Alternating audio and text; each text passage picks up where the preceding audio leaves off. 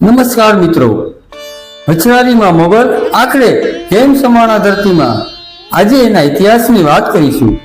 દરેક સમાજમાં એક આય હોય છે. માં મોગલ એટલે એક એવી આય જે માત્ર એક સમાજ નહીં પરંતુ 18 વર્ષની આય છે. મિત્રો, આ ઇતિહાસ 1350 વર્ષ જૂનો છે. મોગલમાના પિતાનું નામ દેવસુખ ધાંધણિયા અને માતાનું નામ રાણબાઈ હતું. ભીમરાણા એ આઈનું જન્મસ્થળ છે. માતાજીનો જન્મ થયો ત્યારે માં બોલતા ન હતા. તમામ લોકો એવું માનતા હતા કે મોગલ મૂંગા છે, પરંતુ તેમની શક્તિનો કોઈને ખ્યાલ ન હતો. મોગલમાના લગ્ન 40 વર્ષની ઉંમરે થયેલા. માં મોગલનું સાસરું એટલે કે જુનાગઢ ભેસાણ તાલુકાના ગુરવૈયાળી ગામ. માતાજી તેમના ફઈના દીકરા સાથે પરણેલા.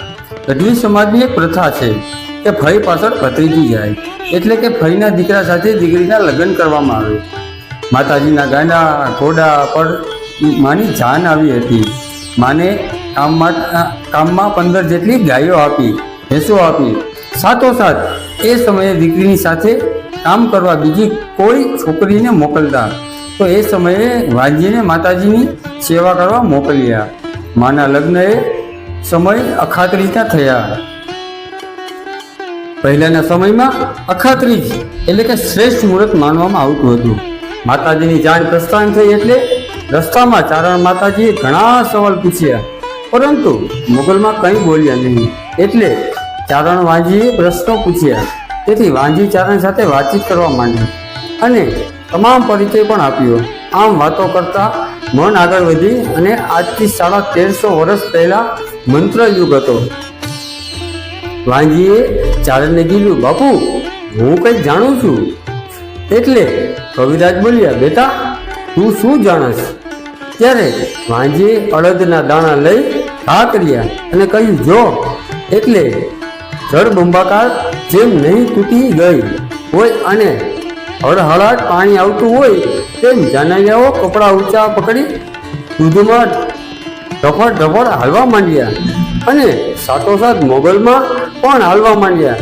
જેથી લોકોને થયું કે આમાં લાંબી બુદ્ધિ નથી, નકર આવું ન કરે. આ પરચો વાંજીએ દેખાડ્યો અને અડદના દાણા નાખી જંગલ પણ વાંજીએ સળગાવ્યું.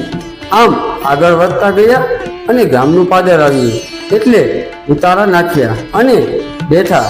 ત્યારે મોગલમાના સાસરા પક્ષે સામૈયાની તૈયારી કરી ઢોલ નગારા લઈને આવ્યા. પહેલાના સમયમાં એવો નિયમ હતો કે દસૈયું નાય પછી જ કોઈ નવવધ્યાના કપડાં બદલી શકે, પરંતુ માં મોગલે તો પહેલાથી જ કપડાં બદલી નાખ્યા હતા.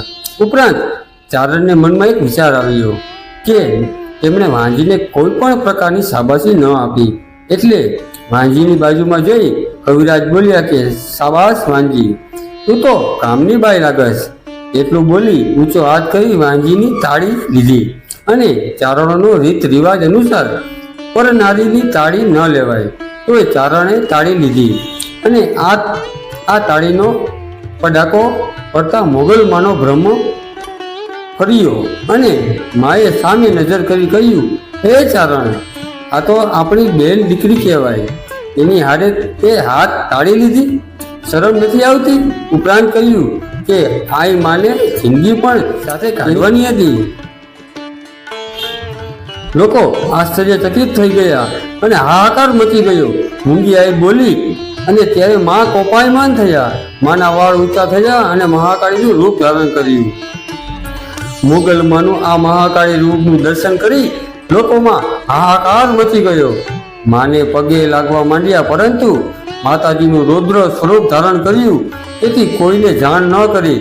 આ સમયે માં મોગલ ધરતીને અરજ કરી, મને તારામાં સંભાળી દે, અને ધરતી ફાટવા માંડી. પરણેતલ કપડાં પહેરેલા અને માં મોગલે ધીમે ધીમે ધરતી સમાવા લાગ્યા.